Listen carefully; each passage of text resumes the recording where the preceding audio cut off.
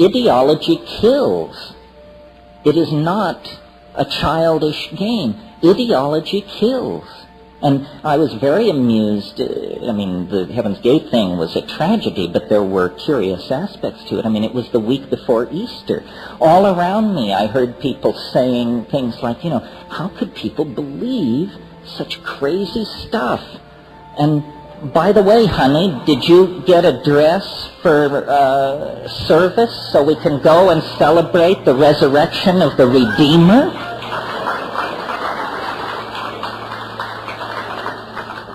And you just wonder, whose ox is getting gored here? Because something is absolutely nuts, but 400 million people believe it, that makes it okay. But if 20 people believe something nuts, that's a cult.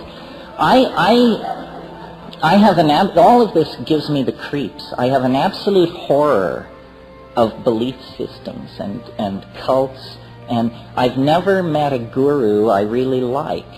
I've never met one I've trusted. Alice Roosevelt Longworth, Teddy Roosevelt, some relative, I don't know. Anyway, she used to say at these White House dinners that they would give in the Roosevelt administration, she said, if you have nothing good to say about anyone, sit by me.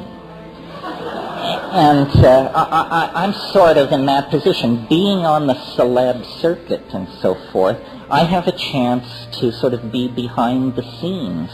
And since I wasn't appointed, or nobody ever came to me, or I feel free to report to you because I identify with you. I don't identify with them. I identify with you. And I'm telling you, keep one hand on your wallet and the other hand over your anal pore.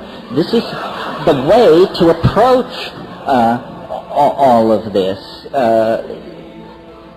Belief is hideous. It's also completely unnecessary. Ideology. Imagine a monkey walking around with the idea that he or she possesses certain truth. You have to lack a sense of humor to not see the absurdity of that. If you met a termite who told you he was on a quest for certain truth, a small smile would tug at your lips, I hope. Do you believe for a moment that we are different from that termite? I think not. I think not.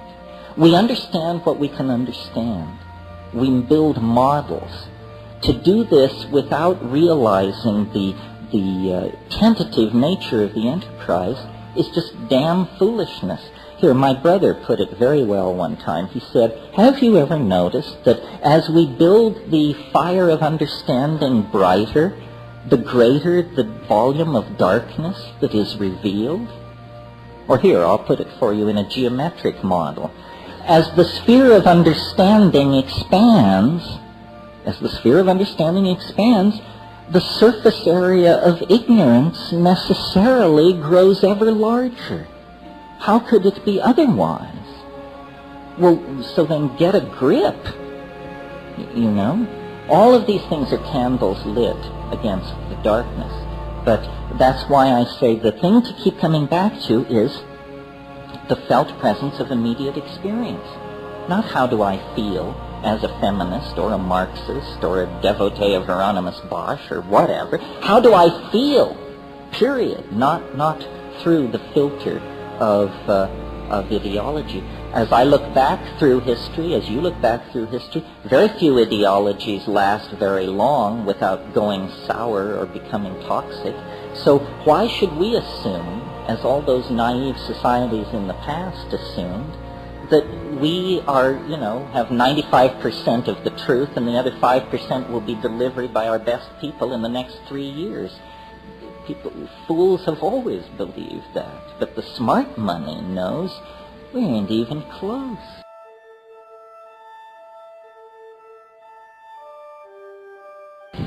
Yes. I must say, usually my daily meditations are accompanied by cannabis, which I don't consider high-pressure psychedelic, but it certainly makes meditation more tolerable. But you raise an interesting question, which is what is the preparation for the psychedelic experience? Meditation is a good one. Engagement with these problems is a good one. I mean, think about what you want to do. Have clarity of intent. The way I do psychedelics is quite infrequently at high doses on an empty stomach in silent darkness.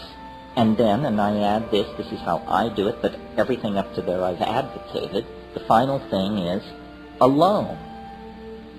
And that's a biggie for people.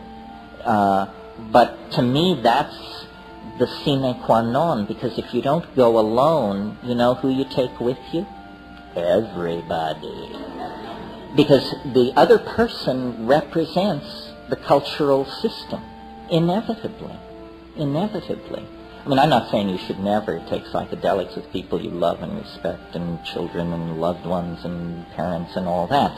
But the deep, deep work, Plotinus called it the flight of the alone to the alone.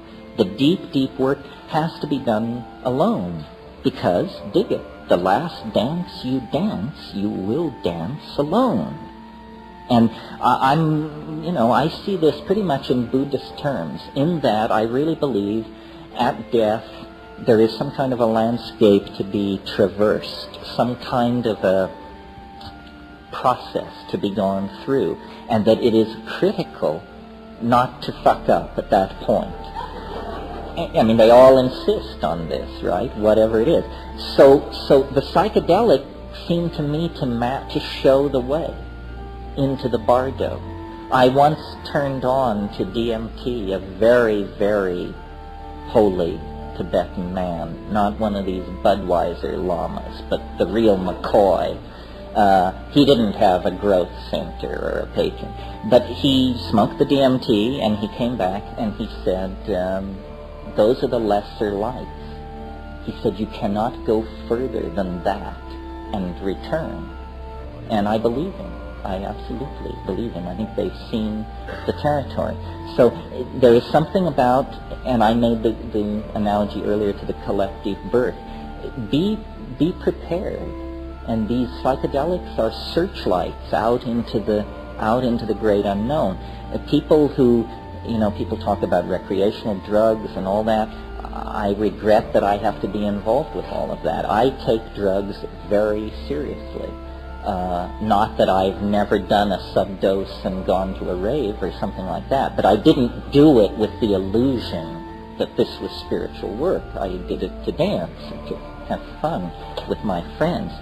But the remarkable thing about the psychedelics is how safe they are at levels no human being can stand, I mean, we know the LD50 of psilocybin. It's hundreds of milligrams per kilogram.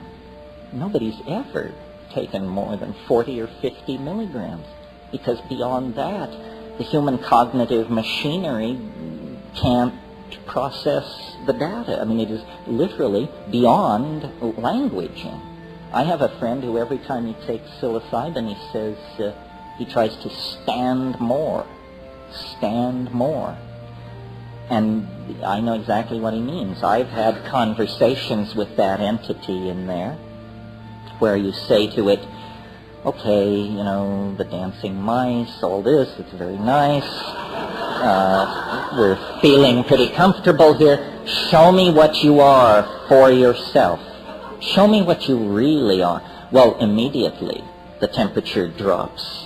Black draperies begin to lift, and there's an organ tone straight out of the Bach B minor Mass that shakes the room, and after about 30 seconds of this, you just say, enough already of what you really are for yourself, because you realize it will fulfill the request. It can lift a veil on vistas of reality that, like some hero in an H.P. Lovecraft tale, you will just be left gibbering for the rest of your life in a very small cell, because there are truths out there that the termite mind of man, I think, is not ready to handle. The reason this whole non-local thing works the way it does is because we resonate with what is familiar.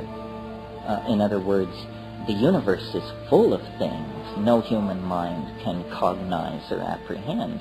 But because we cannot cognize or apprehend these things, we do not even notice them. They are, as it were, in the background. What's in the foreground is everything at least familiar enough that we can relate to it as strange. You know, the problem is not to encounter the alien, but to have enough sense to know when it's looking at you. Because it ain't going to be like you think it is. That's the one thing you can take to the bank. The shaman is a person who is able to transcend the dimensional confines of cultural existence. They know more than the people they serve. The people they serve are like children within the game of culture. Only the shaman knows that culture is a game. Everyone else takes it seriously. That's how he can do his magic. I was recently in Australia, and of course Aboriginal culture and shamanism is a topic of great interest down there. And I learned, maybe some of you already knew this, that the term for shaman among English-speaking Aboriginals, of whom there are many, some who have spoken it for several hundred years, or over 100 years anyway, the term for shaman is simply clever fella.